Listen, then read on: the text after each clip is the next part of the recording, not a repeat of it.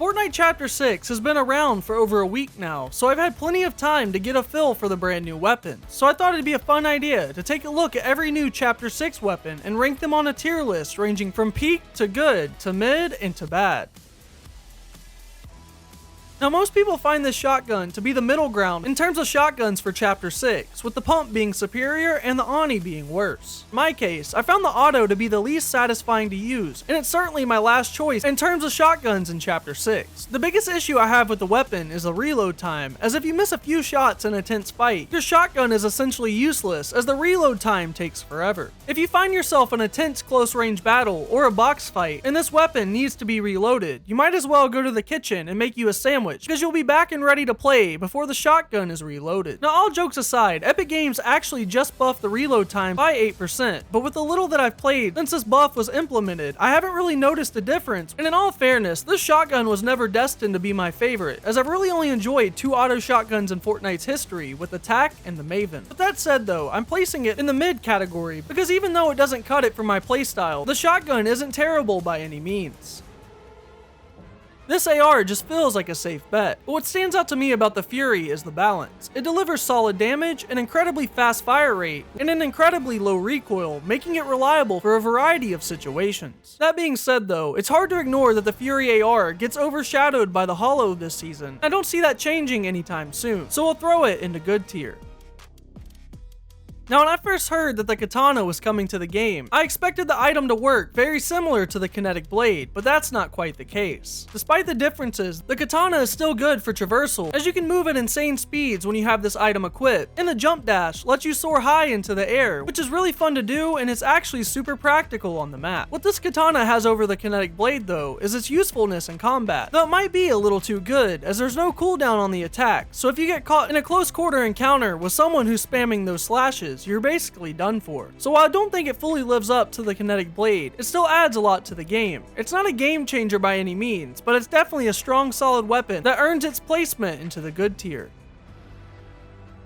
Now I know a lot of players consider the Oni Shotgun to be the worst shotgun in Chapter 6, and from a standpoint of damage output, I really can't argue with that, as at the launch of the chapter, body shots were only maxing out at 99, and headshots were maxing out at 110. However, just like the auto shotgun, Epic Games have now buffed the Oni Shotgun as well. Each rarity has seen it increased in body shot damage by 9, the range has been buffed by 10%, and the headshot multiplier has also been buffed. But besides the effectiveness of the shotgun, there's something about the mechanics of the Oni that reminds me a lot of the Ranger, which is one of my favorite shotguns of all time. That said though, prior to the buff, I would have placed this into a needs buff category, but with the enhancements that they made with this weapon, I'll be putting the weapon into good tier.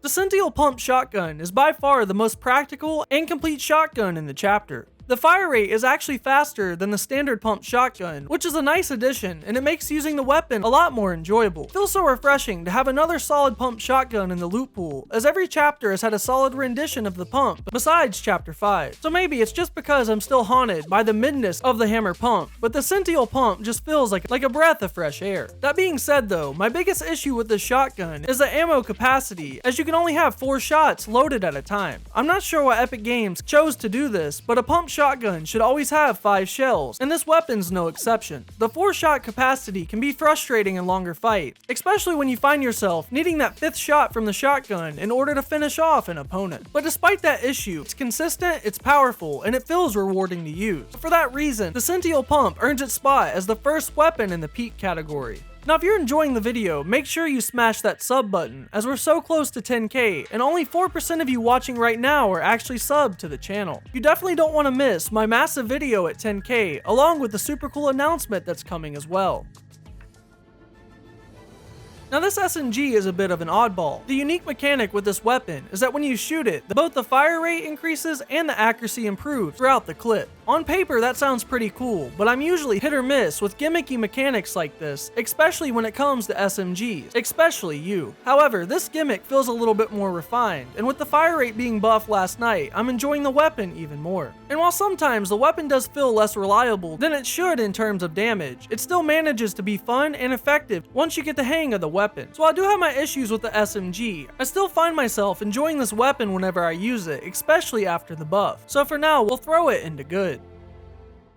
The Holo Twister Assault Rifle has the potential to be the best AR of Chapter 6, and a solid AR when you compare it to some of the best of all time. For me, the standout feature here is the scope on top of the weapon. This optic eliminates bloom, making each shot very accurate, which is a massive advantage for landing those consistent hits, especially in long to mid-range fights. And while the fire rate on this weapon is slower than something like the Fury, I think it's a fair trade-off, as both weapons deal very similar damage, but the slower fire rate on the Holo means you get more precise shots, and that's where it really shines. It reminds me a lot of other scoped ARs like the Red Dot and the MK7. So between the reliable damage and the range, the Holo Twister is a must-use weapon for me in the chapter, so we'll throw it into peak.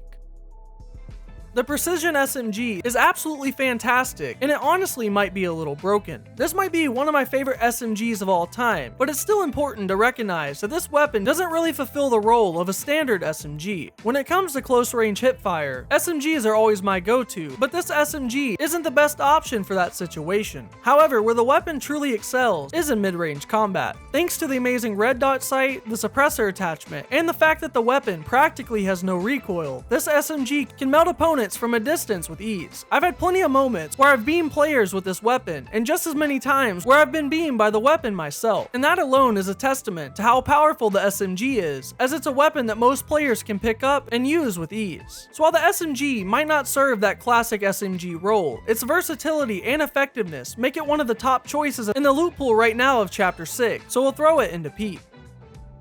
Now this is one of the two masks that are currently in the loot pool, and unfortunately, it's definitely the weaker of the two. Now that's not to say that it's outright bad, but it's just not my type of item. The mask allows you to shoot fire skulls that track down enemy players. However though, the tracking feels a bit underwhelming due to how slow the projectiles move, and most of the time, enemies either build to block the attack or simply outrun it. But in all honesty, this item was destined to be mid at best. If it were to be buffed to make tracking faster or more powerful, it would most likely cross over into the territory of being overpowered, since the nature of the item is to auto-lock onto players. So I definitely understand why the item is a bit lackluster, but it lands in the mid category for me. Now I'm sure anyone clicking on this video was expecting to see this item high up on the list, and honestly I think most of you will agree that the Void Oni Mask belongs in peak. Epic Games has absolutely nailed mobility items since Chapter 4, and this might be one of the best. The Void Mask lets you teleport anywhere you want, pinpointing the exact location where you want to land. Not only does it provide insane mobility, but it also offers an added layer of flexibility with the delayed teleport mechanic. This delayed mobility is a game changer, as it gives you a way to reposition or escape without being predictable. Throughout the early week of the chapter, this item has helped me out tremendously. Whether it's for quick escapes or making aggressive plays, the Void Mask has become essential in your lineup if you want to dominate in any match in Chapter 6. And that's why it firmly lands in peak. But be sure you let me know in the comments below what you think of the loot pool for Chapter 6, and what your favorite or least favorite weapon is so far into the season. But until next time guys, as always, take care and stay twisty.